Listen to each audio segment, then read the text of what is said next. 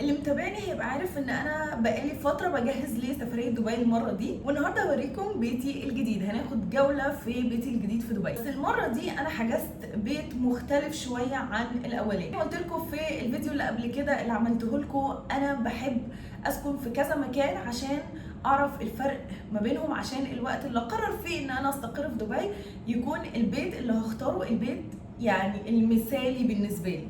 قبل ما نبدا الفيديو ما تنسوش تعملوا سبسكرايب للشانل، وكمان ما تنسوش تفعلوا علامه الجرس عشان يوصلكم كل الفيديوهات الجديده. ويلا بينا نبدا الفيديو. بس الاول خليني اقول لكم ايه الفرق بين البيت ده وبين البيت الاولاني اللي كنت ساكنه فيه الفتره اللي فاتت. الفرق ان ده بيتقال عليه هوتيل ابارتمنت، والبيت الاولاني بيتقال عليه ريزيدنس، واللي هو الترجمه الحرفيه الاولاني سكن والتاني اللي انا فيه دلوقتي هو شقه فندقيه. المكان هنا فيه استوديو عادي، وفي شقه اوضه واحده، وفي شقه اوضتين زي الاولاني بالظبط، ولكن الفرق ان هنا في خدمه زي الفندق بالظبط. في حد بيخش كل يوم لو انتوا حابين، يعني لو سبتوا الورقه اوريها لكم دلوقتي عند الباب، في حد هيخش يروق البيت كل يوم، ودي خدمه مجانيه زيها زي الفندق بالظبط. لكن طبعا معظم الاماكن الهوتيل ابارتمنت بتكون اسعارها اغلى من السكن او من الريزيدنس. ولكن بما ان احنا في الصيف، وفي دبي الصيف حر شويه او حر شويتين، الشمس مبوظه شعري، الاماكن هنا اسعارها نازله شويه. احب اقول لكم ان انا دلوقتي ساكنه في منطقه تعتبر من اغلى اماكن دبي، وهي المارينا، دبي مارينا. دلوقتي هوريكم كل تفاصيل البيت. فده كده اول حاجه الباب بتاع الشقه. المكان اسمه سيجنتشر، وانا حرفيا في المكان ده. واحب اقول لكم ان انا كنت في المكان ده في استوديو اللي هو اللي انا حاجزاه، وبعدين هم عملوا لي ابجريد ل 1 بيدروم. فانا هقطع الفيديو ده دلوقتي واوريكم المكان القديم اللي انا كنت فيه.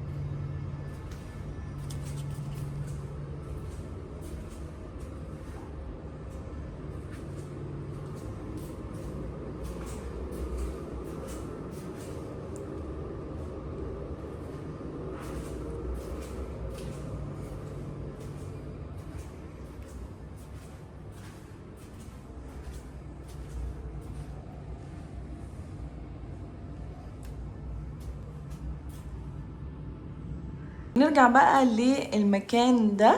طبعا انا اللي جايبه الكرسي ده هنا، هو ما كانش هنا اصلا. انا طبعا بغير في الشقه براحتي لاني قاعده مده طويله.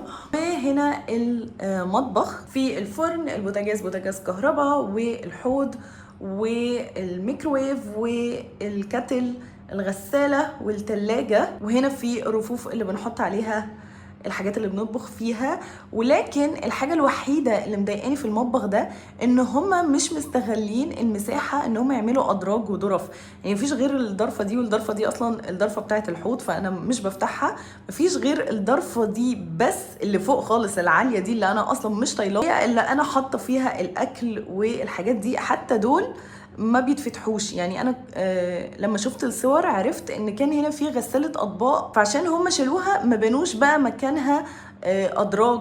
مفروض كل ده يكون ادراج ويستغلوا المساحه دي. عشان كده الحلل بره، الحلل والكوبايات بره. فدي الحاجه الوحيده اللي مضايقاني في المكان كله، ان مفيش ادراج كتير للتخزين في المطبخ. بعد كده هننتقل للليفينج روم او الصاله. وطبعا الكرسي ده كان هنا كده، ولكن انا جبته هنا لان انا حسيت ان هم يعني سايبين المكان ده فاضي ومكركبين كل العفش هناك، او حاطين كل العفش هناك. فانا قررت ان انا اجيبه من المكان اللي كان فيه هنا جنب الكنبه، اجيبه هنا عشان كمان كان سادد باب الاوضه. وهنا السفره اللي هي كانت 4 كراسي، بس انا خدت كرسي حطيته في المكان اللي قلت لكم عليه اللي هو هنا قدام الباب عشان البس عليه الشوز. واخدت كرسي تاني جوه للتسريحه، وبعدين كرسي التسريحه حطيته بره في البلكونه. زي ما قلت لكم انا مغيره كتير في الشقه عشان انا قاعده مده طويله، فهم ما عندهمش مشكله ان انا اغير براحتي يعني. وبعدين دافعه فاغير براحتي. صراحه اللي عجبني قوي دي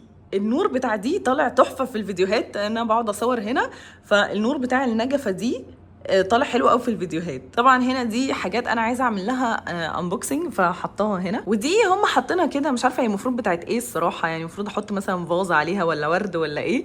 فانا حطيت فيها الشوز بتاعتي من تحت. وبعد كده هننتقل للمكان اللي فيه القعده. دي الترابيزه برضو حبيتها، هي فيها من هنا مكان درج كده انا حاطه فيه الحاجه بتاعت اللابتوب. حبيت بقى الشاشه اللي هنا لان الشاشه اللي كانت في الاستوديو اصلا ما كانتش بتشتغل، فدي شاشه انا حطيت عليها الفلاشه. دي طبعا برضو الدش مش شغال، بس هو اصلا محدش بيشغل الدش يعني هنا، والشاشه مش سمارت. دي برضو حاجة ضايقتني، الشاشة شاشة عادية مش سمارت، فمش عارفة اشغل عليها الانترنت، مش عارفة مثلا اشغل عليها نتفليكس وشاهد، فبضطر ان انا احمل حاجات على الفلاشة واحط الفلاشة فيها عشان اتفرج. دي برضو حاجة انا محبتهاش في المكان هنا. ولكن اكتر حاجة حباها في المكان هو ان في بلكونه، حتى في الاستوديو كان في بلكونه وكانت اطلالتها كمان احلى من دي، ومفيش مشكله ان انتوا تفتحوا البلكونه. معظم الاماكن على فكره في دبي مش بترضى ان انتوا تفتحوا البلكونات. فتعالوا بقى اوريكم الاطلاله اللي على المارينا. الاطلاله القديمه كانت كلها على المارينا، لكن الاطلاله هنا نصها في الشارع العادي ونصها في المارينا. صراحه كمان البول هنا تحفه تحفه تحفه، باصص على منظر تحفه. وهنا دي كل العمارات بتاعه المارينا، عمارات الابراج بتاعه المارينا. ودي البلكونه. طبعا الجو دلوقتي نار، فانا مش عارفه حتى اقف شويه في البلكونه، الشمس قويه جدا. فخلوني اقفل الباب ونرجع تاني جوه. كمان لما الليل يليل هوريكم المنظر بالليل. ونيجي هنا بقى لاوضه النوم. هنا بقى هتلاقوا اوضه النوم، هي فيها زي شباك صغير كده بس انا مش بفتحه. دي في ترابيزه مكوى، والمكوى هي كانت في الدولاب بس انا طلعتها بره. دي شنط السفر بتاعتي، وده رف كده حط عليه الكاميرا. هي دي بقى الشاشه اللي كان فيه زيها في الاستوديو وانا ما حبيتهاش، هي اصلا ما بتشتغلش يعني. وهنا طبعا الكرسي بتاع السفره بقى اللي انا واخداه، والتسريحه. وبرده التسريحه نفس الفكره، ما فيهاش ادراج كتير، ما فيهاش غير الضرفه دي ودرج كده في النص هوريهولكم. بصوا يعني هي ما فيهاش غير الدرج ده بس انا حاطه فيه كل الميك اب. فدي برضو حاجه من الحاجات اللي انا ما حبيتهاش، لاني مضطره احط معظم الحاجات بره على التسريحه. ومش عارفه الصراحه الرف ده لازمته ايه يعني، برضو تقريبا المفروض نحط فيه تحفه او حاجه. ونيجي بقى للدولاب اللي هو احسن بكتير من الدولاب برضو اللي في الاستوديو. هو احلى حاجه فيه ان احنا لما بنفتحه كده بينور، يعني انا هو ده اللي انا حبيته فيه، ان هو بينور من هنا، فبالليل بشوف كويس الحاجات اللي جوه. والناحيه التانية كمان في ضرفه كمان فيها ارفف، وفي الدرجين دول كمان حاطه فيهم هدوم. واخر مكان هو الباثروم على رأي السعوديين وانتوا بكرامه. بصراحه حبيته لانه واسع، وكمان في بانيو، ومش معظم الاماكن بيبقى فيها البانيو اللي انتوا ممكن تقعدوا فيه، لا هو بيكون اللي هي احنا في مصر بنقول عليها كابينه، اللي هي اللي واقفه دي، ما بيبقاش في مكان عشان تقعدوا او تحطوا ميه وتملوا ميه وكده. نيجي لاكتر حاجه انا حباها في المكان، مرايه الحمام. راح بتطلع الصور تجنن، بتنور كده.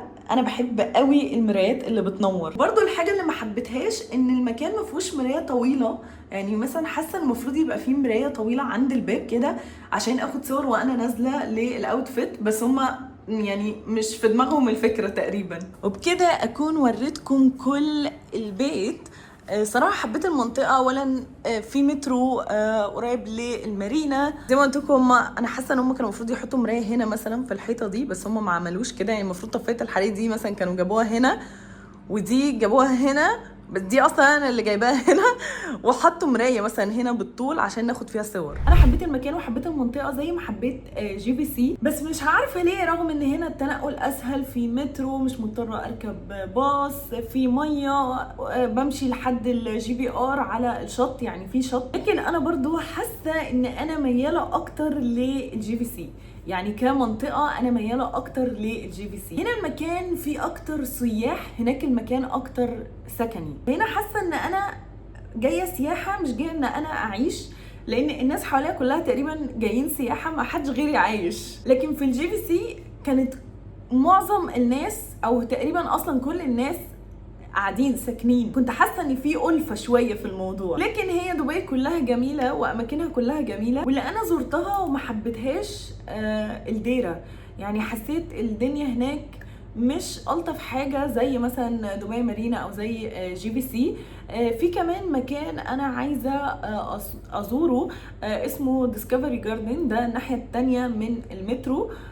فهروح برضو اشوفه عشان المره الجايه ان شاء الله لو حبيته هروح اشوفه، ولو حبيته هحجز السكن فيه المره اللي جايه. انا مريحني هنا ان انا مثلا مش بروق، مش بمسح، مش لازم اعدل السرير، مش لازم اغسل المواعين. هما لو سبت الورقه بتاعت التنظيف هما بينظفوا، وان المترو قريب. يعني انا بمشي مثلا 10 دقايق للمترو وبركب المترو. بس طبعا الشمس القاتله اللي احنا فيها في الصيف دي، حتى ال10 دقايق دول يعني انا مش قادره امشيهم في الشمس، فبمشي بالليل. لكن كمان بصحى مثلا الصبح بجري عند المارينا. الناس كلها هنا بتصحى الصبح تجري عند المارينا، فانا كمان بصحى الصبح اجري عند المارينا. الوقت ده اللي هو الصبح قوي، الساعه 6 مثلا، الساعه 7 الجو بيبقى كويس. بس وقت الظهر اللي احنا فيه الجو بيبقى حر قوي قوي. كمان عرفت ان مصر دلوقتي حر قوي قوي، فمش فارقه يعني. بصراحه حبيت تجربه الهوتيل ابارتمنت، يعني حسيت ان هي اسهل شويه من ان كل حاجه تبقى عليا انا لوحدي في البيت. وبس كده. قولوا لي بقى لو انتوا عايزين كل مره اغير البيت اوريكم جوله في الشقه على السريع كده. مش عارفه، حاسه ان انا نسيت اقول لكم اسم المكان هنا اسمه سيجنتشر هوتيل ابارتمنت اند سبا في دبي مارينا. هو ليه كذا مكان تاني، بيتهيألي فيه في البرشا، وفي مكان تاني في دبي كمان تحت اسم سيجنتشر، عشان بس حاسه ان انا نسيت اقول لكم الاسم. وبس كده يكون الفيديو بتاع النهارده خلص. لو عجبكم ما تنسوش تعملوا لايك، وان شاء الله اشوفكم على خير في الفيديو الجاي. سلام.